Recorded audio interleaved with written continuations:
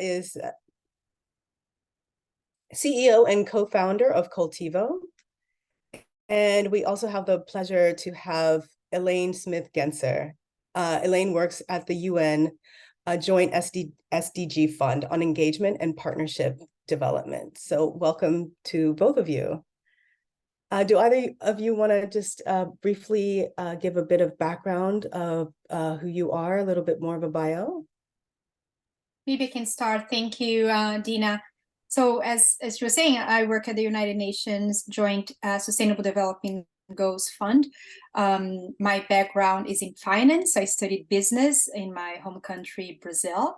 I had the opportunity to have a previous career before working in development. I worked in the financial system, or the working with equities trading for emerging markets. And in 2011, so about 12 years ago, I changed my career to work specifically on development. And I had the opportunity to work in amazing organizations, including the World Economic Forum, the World Bank, and now the UN, with a very holistic and broad coverage of development with the SDGs that were launched in 2015. So I'm really, really, really excited to be here today. Thank you. Over to you, Manuel. Thanks, Elaine and Dina. Great to be here. So I've been building ventures over the last 18 years. I'm an electronic engineer by training. I was born in Mexico, in Mexico City, and all my ventures have had in its core technology, but more importantly, a social or an environmental impact connected to them from a for-profit point of view, but never as combined as in Cultivo, where both the social and the environmental aspects are completely intertwined into what we do, which is to accelerate investment into nature. So really excited to go through the rest of the session with both of you. Excellent. Thank you so much. And we are very privileged to be in the presence of both of you with your incredible backgrounds. Manuel, we'll start with you. We would love for you to share with us what inspired you to co-found Cultivo, and what exactly does Cultivo do, and how has it evolved over the years? Well, the inspiration came from a very personal experience, Dina, where after the IPO of my previous business, I had the pleasure of go through a series of travels that took me to multiple ecosystems across the world, but specifically in Mexico, and actually in contrast to that in the UK, where I was living back then. And I experienced, as I had during my childhood, the same thing in the UK, where you are coming from a pristine ecosystem, let's say a forest, and then you land as you're hiking through this ecosystems, and you see this super degraded area. So that was a shock to me back then, and had always been throughout my life. And my wife and I were in the point of deciding if we wanted to have a kid. So our decision to, I don't know why we did it that way, but we said we need to try to avoid this type of degradation as much as possible.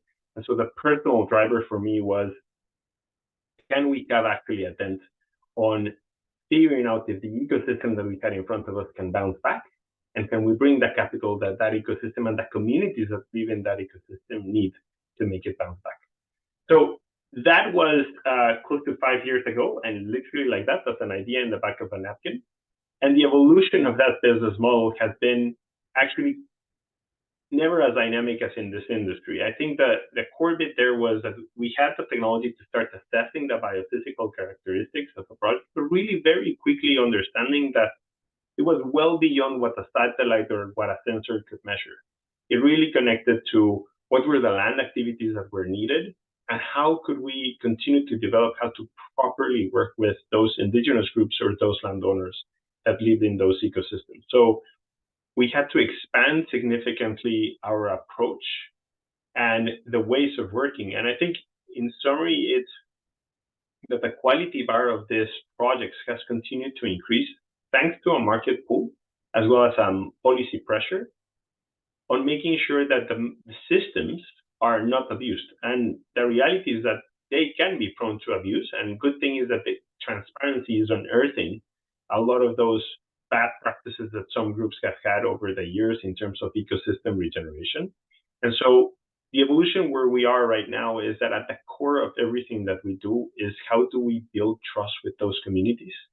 And how do we make it transparent to both the investors and the buyers of that natural capital from the beginning, that at the core of everything that Cultivo does is our partner, the landlord. 5 years ago, that construct, as I was just sharing with you, didn't exist. It was that more of the concept of can we deploy more capital to it, just figuring out that it's extremely complex. And as someone that has been driving businesses forward, that complexity, I see it also not only that it enhances our impact, but it also enhances our protection and our way of doing the business that we do. Excellent. Thank you so much for sharing that origin story of your work. And Elaine, you've had a remarkable career transition from the private sector to the United Nations and the social sector. What motivated this transition, and how has it influenced your approach to sustainable development? Thank you for the question, Dina. So first of all, indeed, it was a massive transition because when you have a structured and successful career, people always ask, and you ask yourself, why would I try to do something different? In my previous career in working in finance for 19 years, almost 20, as I mentioned, it was a very steep career. I was very successful working from Brazil to major investment banks in the country, or with a presence in the country. But I also could see that in parallel to my success, there was also a reality of need for development and social engagement, that I fulfilled that need for me individually through philanthropy and engagement with the community. But it was a parallel life, was not connected. And at one point, nothing like a good financial crisis to make you realize and to make you reflect on your purpose and what you were trying to do. And unfortunately, I lived through several different crises, but the one in 2008, 2009, that was pretty global, made me reflect, is like, why am I doing this? Why do I need to run in parallel with a career that is successful, where I'm working with clients and developing the capital markets and helping companies to come to the market and fundraise and link and connect them to investors, but also on the side, seeing in Brazil firsthand the needs for urban development, rural needs, and other indigenous that back in those years were massively in front of me. So it was a personal decision. It was not backed by any academic preparation. So I had to start working and really take a step back to restart or start a new career. But I had a number of different mentors that could help me with in my beginning with connect me to boards and seeing how could I be useful with what I brought as, or what I could bring to the organizations with my background, that is financial background, or an interest on investments and how to support the creation of capital markets. So back in the day, in 2010, we started to talk about impact investing in the country, and it was successfully linked to some of the boards that connect me to a number of different organizations, including the World Economic Forum that I lately joined as staff and moved to New York from Brazil, and then to the World Bank in DC, for the passion that I found, not only having the financial background or the business background, but also how to make sure that every single stakeholder has a role to play in development. So you cannot depend only on governments, you cannot depend only on civil society and NGOs, and you cannot depend on governments, but together you can say that there is an ecosystem of different players that can play that role. So that's what I try to do today at the Joint SDG Fund for the United Nations, and hopefully I will continue to do throughout my career. Wonderful. It's really inspiring how both of you had personal reflection, deep personal reflection that really led you to this purpose, and that's having global impact and engaging multiple stakeholders on various levels. And so, Elaine, could you explain how the United Nations Joint SDG Fund works to facilitate partnerships for sustainable development? Sure. I like to say that the UN is a big organization. A lot of people know the UN as, you know, the United Nations. Some people in different countries know different agencies of the UN, like UNICEF or UNDP or WHO, and there are over 40 of those. And every single organization or every single agency has its core work with specific budgets and all. But in a very broad term, the UN system works with member states. They receive money from a certain number of countries that have commitments with development and other types of work, including humanitarian work and conflict in conflict areas, but also to deploy capital in countries where the humanitarian work needs to be done, or conflict areas or development. So in my specific case, working for the Joint SDG Fund, we use the framework, or the 17 different sustainable development goals, as a framework for deploying capital in different programs that will be implemented by at least 2 or 3 agencies of the UN. So we are not above the agencies, but we use the agencies to do the implementation on the ground. We launch programs, we launch let's say portfolios, and throughout the being of the fund, we had 5 different programs so far, and we are present in 119 different countries and having partnerships on implementation with over 30 different agencies of the UN. So we have a lot of capillarity and distribution for the work that we do. Going further in the next 3 years to 2026, we expect to deliver 6 big transitions, as we call it, the United Nations, including the Global Accelerator for Jobs, that is very important, but also work on food systems, localization, digitalization, education, energy, biodiversity, and etc. So just to name the big names, but the concept is a little bit more complex than that. So we continue to work fundraising with member states or other donors, including corporates or private sector or high net worth individuals that like to grant resources to the United Nations. And then we deploy through programs in those specific transitions. Excellent. It's impressive. Wonderful. And Manuel, if we could go to you. And Cultivo exists to accelerate finance to regenerate nature. Can you elaborate on how Cultivo builds portfolios of natural capital and why this approach is essential for economic growth and job creation? So the way we start is by we basically partner with communities, as I was saying, from that ethos of at the beginning of the creation of Cultivo, but our customers are financial institutions and corporations. So those customers would come to us asking for, hey, where can I deploy X amount of capital into a region or a specific ecosystem? Or if they're a corporate, they might want to do it also not for the financial return, but also for how impactful that capital is. So it could be for biodiversity or water, or depending on what's more material to them. But with Cultivo, it's always focused in nature. It's always taking a degraded ecosystem or a stressed ecosystem into a performing one.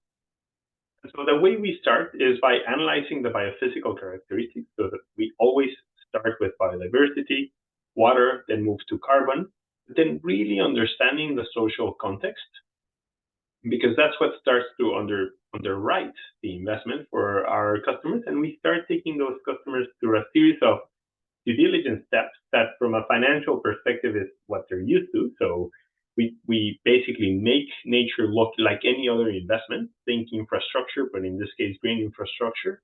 And we are taking them along the creation of those projects, where the communities would say, for example, a grassland regeneration project in Africa here's the pastoralist practices and how they will change to subscribe to a specific methodology that has been peer-reviewed to prove that those pastoralist practices will help bring the grassland. Or, for example, in another project in the Central Valley of Mexico, how different improved forest management processes will make that forest more climate resilient, will capture more water, will increase biodiversity.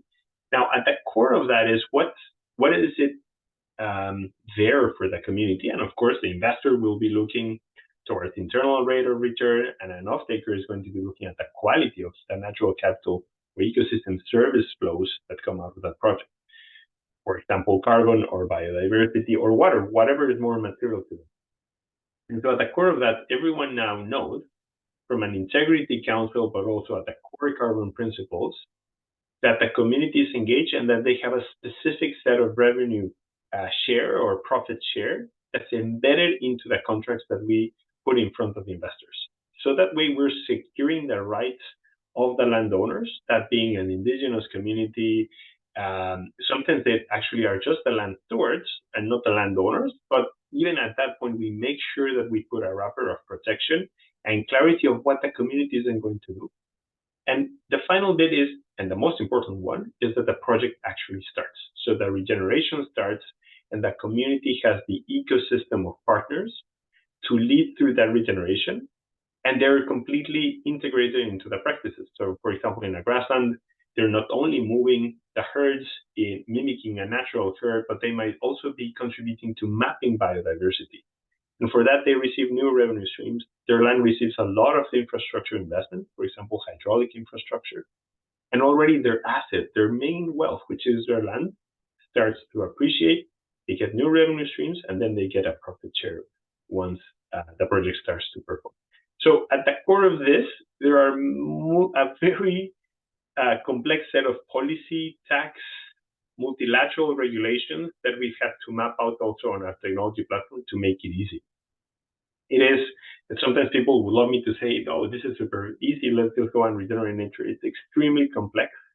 It involves a lot of the policy angles that Elaine was saying, but at the core of it has making sure that the governance of the project is there. So we need talent from multiple avenues, from engineers to financial analysts to project managers, could be engineers, could be agronomists, could be biologists, and a lot of scientists on multiple different streams to make sure that what we're doing can be measured and audited. So on a day-to-day basis is the best job I've ever had. But it's connected to that true passion that drove the culture of the company forward. Thank you, Manuel. And Elaine, I have a question also. Do you have a great expertise in gender issues? And we are curious about what role does gender equality and gender equity play in the UN Joint SDG Fund's approach to job creation? And how do you work to ensure equal opportunities for all? Thank you for the question, Dina. It's important to say that the Joint SDG Fund does not have specific programs on gender. It rather has gender or gender equality as a cross-cutting element for every single program. It doesn't matter if it's on energy transition or life below the sea, or something related to education. So when we talk about gender equality in a creation of jobs, every single program or in every country where we apply, there will be gender marks, not only defining if that country would be receiving resources to implement a program, and as Manuel said, not only receiving resources, but also the process needs to start. It needs to be developed, very, very important, and then later measured and audited. And that's an important point, because if the program is created with the basis or the element of gender equality from the get-go, the colleagues and the teams that will be working with the program throughout the years of existence will know that that is being measured and will be audited, because there are gender marks in every single thing that they do. And that is not only on gender is one of the SDGs that we are talking about. But in general, in social protection, with so many different people, we are talking about youth, we are talking about people with disabilities, we are talking about elderly. So how can we make sure, and there was a big program in the past that we continue to carry with the UN, is leave no one behind. Nobody should be left behind, and gender is a very important aspect to every single program that we do. So from the start, when we launch programs, or we launch call for proposals, as we call it, there should be a gender equality mark on the program, and that we will continue throughout the life of the program, being measured, being audited, being reported as part of the successes that we are trying to achieve. Doesn't matter in what we are trying to achieve. Excellent. Thank you so much. And Manuel, actually, could you also kind of comment on how gender plays a role in the work of Cultivo? And if you have any interesting examples of how gender dynamics have kind of played out within the role that you have. Yes. So first, at the core of the company, diversity is super important as a cultural component of how we want the company to grow. So we've not only looked at it from a gender perspective, but also racial and multiple types, even cognitive diversity. But at the project level, where we've seen the dynamics of gender diversity are fundamental. So one example of that is, in many cases, the land activities that are required for regeneration. So, for example, planting trees or the surveying of a forest, like in Mexico, started with a community mainly dominated by women. And the reason for that is that most men had already immigrated to the US and other parts of North America, seeking for more capital to then repatriate to their local countries. And so we started with those women. They have always been an amazing partner, and they're in love with the land, and more importantly, there's a thirst for knowledge. And so they become, they learn a lot about the task of measuring nature, so much so that then they become consultants to other communities as to how to do it. And so that dynamic of women then taking control of the regeneration of the ecosystem, where now we're starting to see a flux and inbound of the men coming back to the community, because that community is starting to thrive. So then what matters is making sure that that balance stays, right? Because the ingredients that ecosystem worked, and there's in terms of the audit and the social and anthropological studies that we need to do with our local partners, that is also embedded, making sure that that dynamic doesn't change as gender changes in the community itself. So it is back to that complexity. 5 years ago, I would have never thought of that was the case. It's very obvious in hindsight, but it's part of what I've also had to, similar to Elaine, to just learn more and make sure that I'm working with the right experts to ensure that we're measuring, mapping, and taking mitigation strategies to make sure that those dynamics at the community level continue to improve. Excellent. Thank you so much for that example. And Elaine, how do you see universities and students contributing to the Joint SDG Fund's mission, particularly in terms of fostering innovation, research and engagement with the SDG clusters that you focus on? And what strategies are you employing to involve them in these efforts? Thank you. So yes, because I work in partnerships and engagement, I don't have one sole type of partner. So a lot of professors in different courses in different universities across the globe would like to have an entry door with the Joint SDG Fund or United Nations, not only with youth and how they can engage with the UN work and being volunteers in different causes in their countries, but also how to start thinking as development professionals, as Manuel gave the example of these women that he started to measure nature and you start to be consultants. A lot of volunteers, they are from universities, end up working with the UN because they love the system and they start to work and develop in developing with us. So we have a number of different initiatives with different schools, including London School of Economics, NYU, Stern School of Business, and some other ones. And sometimes the event is small, or it's only an event. We come and talk about the UN and the work that we are doing, sometimes in one specific country, sometimes globally, or sometimes the relationship is long-term, where we come every year with classes and we end up giving resources or problems to be solved to students so they can start thinking as development professionals, sometimes consultants, sometimes business people, and they can start to interact with us with real work of the United Nations from that perspective. So I'll give an example.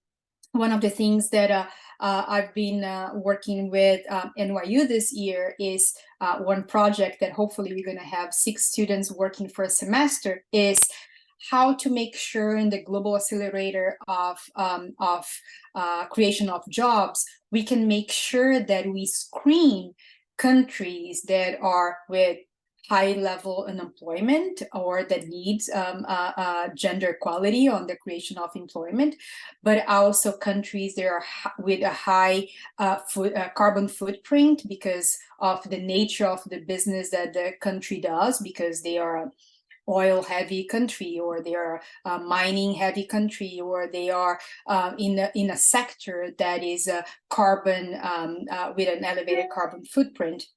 And then we make sure that the jobs that will be created in that country, it starts to be more green. It starts to be maybe on the measuring of the footprint and supporting the countries and the government to decrease the footprint or reduce the footprint that is so elevated. How they can bring the solutions to the ones that are doing the day-to-day work.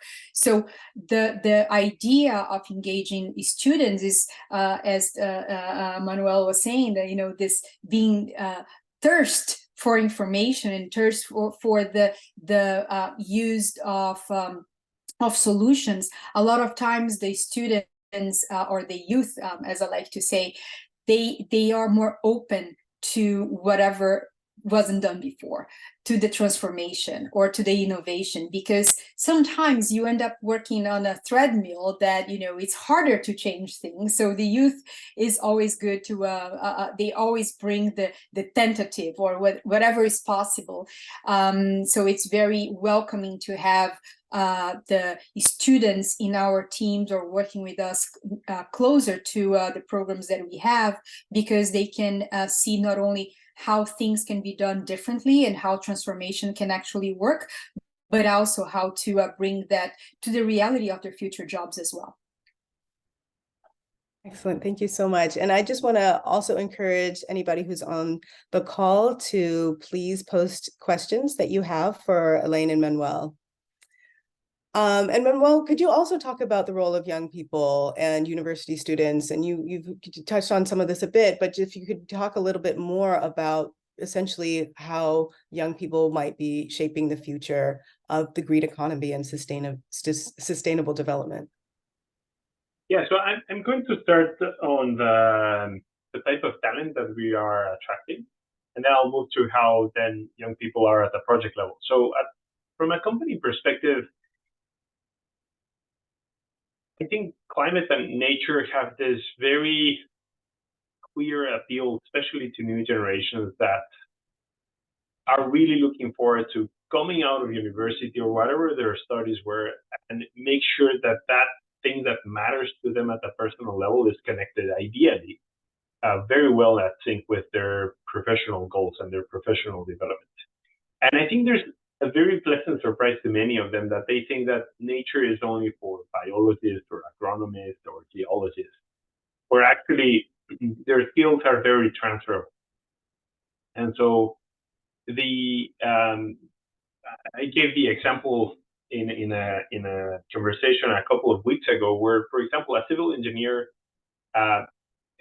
studies, for example, on how to properly manage a project is fundamental to a nature-based project, and will bring a different lens to what perhaps a conservationist would bring to the project. And we're keen to those engagements. So, for example, how an investment banker, so we have many, say, recovering investment bankers joining Cultivo, because they want to make sure that that capital is put to something that's close to their heart.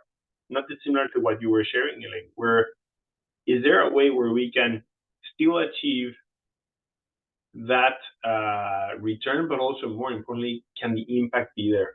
And so that everything changes when they're seeing that the capital that they're helping deploy is for something that matters to them at the personal level. So we're engaging more and more on making sure that people don't put a filter because of the title of what they studied to how they can contribute to nature. So that's one part. On the side of projects, the other thing that I thought has been really, really good, and we're trying to have an impact at an early stage, is that we continue to see that the pressures that, for example, the elders in a community have is a lot more impactful when it comes from the young generation.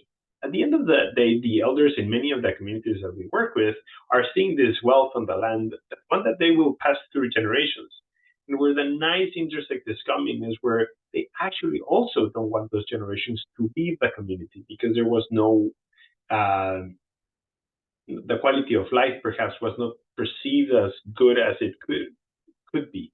And so there's an innate attraction of making sure that the ecosystem is bouncing back, that it's vibrant, that it's actually a really good place to live, so that now the generations that will inherit that land will carry on with the land and will stay there rather than migrate. So a big part of Cultivo is, from an impact perspective, is make sure that that social displacement doesn't happen and that those communities continue to thrive. So that pressure comes a lot from young generation. And the final bit that I would add is many of our investors at the company level have moved into investing towards companies like Cultivo because their children have said, what are you doing about the planet? Because I'm inheriting what seems to be a mess. So what are you going to do? So a simple prompt like that is super powerful.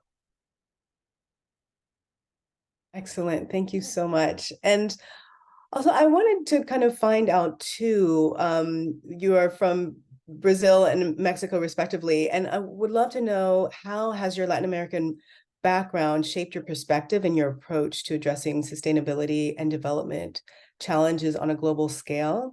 And also, if I can just add on, our panel is called Innovative Approaches and Systemic Transformation. How might your backgrounds also have you thinking about the idea of systemic transformation? Maybe I start. So starting to work globally was really eye-opening for me, because when you are in Brazil, and I grew up in a large city, São Paulo, that has over 20 million people, you think about urban needs, you think about poverty, you think about violence, you think about the difference between economic classes. But then when you start seeing what are the needs for development in other places, and I had the opportunity to travel a lot in Asia. I've been to India, Mongolia, China. You start to see it. And I also, something that was very eye-opening for me in 2015, I was in Greenland. So I started to see the ice cap starting to melt, and what was, what that could represent for the rest of the world.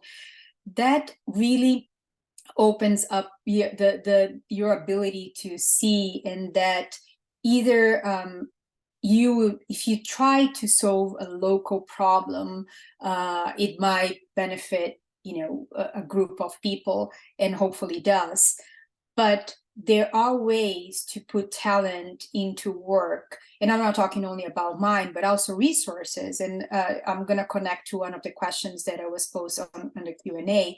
How can you make sure that the solutions that serve one country can be not replicated, but can be adapted to other countries? Because there's no cookie cutter solutions. I mean, there is always an adaptation for how to use that, but how the learnings from one place can be carried on to others.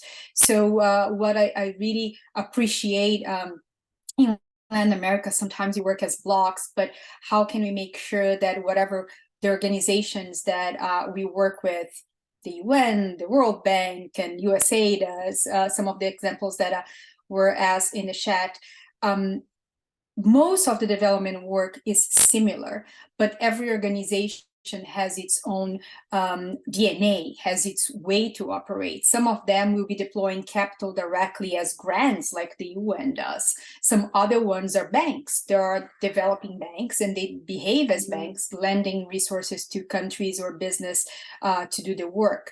And there is no, they're not all the same, and they have different talents as the same way as individuals do. I mean, people have different talents to deploy. So in order, the one thing that I think is different in my lifetime, and I'm over 50 years old now, is that I've never seen in my life the stakeholders or different organizations in society going for the same purpose or going for the same goal. There is, to be more prosperous and to have a better planet and better people. But they are still not together. They're still, driving their own lane in big avenues. And hopefully they will start seeing how they can collaborate more and more with each other and then bring their best talents into service. So with that, I think that is the best way moving forward, is that you learn from each other, you learn from your experience, and you use your best talent in order to provide solutions for others. Over to Manuel. So, so the part that I would add is that the driver force from what pushed me into this as a Mexican is that I lived through degradation. So I saw it with my own eyes what could happen to a lush forest, then it being degraded by just a series of different pressures, from bad policy promoting subsidies for a specific crop to be grown with really bad practices, to just all of a sudden capital being pulled out of everyone's floor. So the driver for that was also a realization that expecting governments to solve the problem at a community level never happened, at least in Mexico. And so the systemic change to me was, well, first and foremost, given the fact that actually landowners have so many common denominators, could we create a system could we create a solution that helps understand how their land can bounce back across the world, but then deploy pools of capital that are not dependent to government or policy decisions, that are dependent to the desire of those that ecosystem to basically regenerate nature. And so the systemic change from our point of view is the fact that more and more people want to invest in nature, and not only in their backyard. Right? And I think this is one big change here, that the investments towards nature is not, I want to invest in my country. It's actually a diversified approach of investments that is driving this industry forward. So that, Dina, was the key driver. Just, I think there's nothing as powerful as seeing it with your own eyes, but then even more powerful when you see that actually what you're doing has a positive impact. Excellent. Thank you so much. And we have a couple more minutes I'm going to ask a couple questions that came through the chat. And so one question says, I want to ask one thing. The net zero states that every country has to stick with the amount of carbon dioxide, but every country didn't do that and just pay the fine, which is selected by the UN. How can we reach to green environment when they do that? How can we start working towards green economy when they do that? It's like we're stuck in an empty loop. Manuel, I think I think they're talking about carbon credit and concerns about carbon credit. Yeah, so my short answer to that is that it's not an empty loop, but it can be. So what we're trying to change here is the incentives. So, for example, multiple countries around the planet are starting to see what's their position around carbon markets beyond the fine that they might get for not achieving their national direct contributions. It's about how can that bring additional capital, for example, from a tax perspective, to make sure that they're driving a new economy forward? Can they make the products that happen in their country more attractive because there's a different tariff when they're exporting it? So, for example, now there are demands on products that are non-deforestation based for, and a country that gets their act together of actually pushing their landowners to have non-deforestation products will be a lot more competitive from an export perspective. So there's a dynamic that we're starting to see that break this, I think, false perception that, you know, let me just keep polluting and I'll pay the fine, because actually there's no such thing. Those fines are becoming even more and more expensive, and that actually doesn't push. It's not the right carrot. It's a bit more like the stick. What the market is now putting forward are a series of carrots that make and could make that country even more prosperous if they implement them. Thank you. And we have about a minute left. Maybe we can ask this final question. The session talked a lot about young people and entry-level possibilities, but what is a place in green growth market as an experienced person looking for a career conversion? For example, health, safety, environment professional. Elaine, do you think you could take that question? Sure, absolutely. That's a pleasure. I've done that to myself at age 35, 37. So I consider myself back then experienced enough. And I went to a big transition. The difference between then and now is that, as I said, every single entity, doesn't matter if you're working for a government or a organization, a ministry, or a private sector, or even an NGO, there is this need or this intention to do things in a more sustainable or greener way. So if you are if you have experience in health, safety, environment, you might find, as well as a position in companies, they are transition their needs for their jobs. They're not, companies are not only, as Manuel saying, continue to pollute and then paying a fee. There's a lot of transition happening within companies in order to achieve the goals that they need to achieve as well, in order to change the way they're doing business. So if you have that talent and you would like to wear the green lens with your glasses, you are able to find a lot of new positions that are being opened for individuals that have an experience of how things were done before, but also a huge interest and a lot of times preparation on how to start doing the transition for the company. So I would strongly recommend people that have the intention to change careers or transition careers to use what you knew before, but also how to support the transition of corporates, governments, and NGOs in the way that they're doing things, because everybody needs to adjust. Excellent. Thank you. That's a wonderful way to wrap up. And it's been an honor to moderate this panel. Thank you so much, Manuel and Elaine. And thank you so and much, everyone Dina. that attended. And thank you much. Sorry, Manuel, please go ahead. No, I just want to say thank you to everyone for staying with us. Thank you Awesome, all. and I just wanted to let everybody know that we actually have another session happening now about sustainable construction. So tech, organic materials, and innovation within the construction space. So further discussions about the topic of the green economy. Once again, Dina, Elena, and Manuel, thank you guys so much for your time today. This has been fantastic. Later. Thank you. Thank you, everyone. It was a pleasure. Bye. Bye.